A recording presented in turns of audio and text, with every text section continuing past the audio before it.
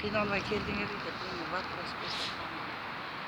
Айтып бериңиз. Men Жалал Абад областынан келдим, Сузак районуна. Жөө жүрүш менен.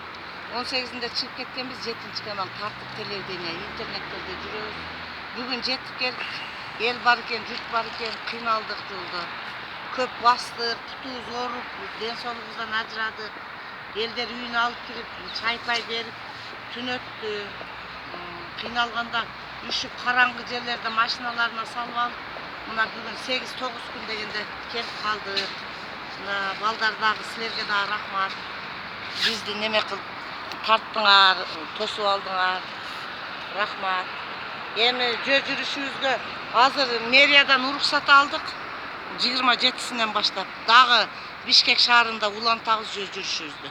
Сот системасынын проблемасы бүткөнгө чейин ушу Бишкекте болобуз. Соттор туура эмес иштеп, туура эмес чечим чыгарып, ушу жөө жүрүш менен президентке кайрылуу жасап келдик. Сот системасы иштебей атат, кыйналып атабыз. Ошо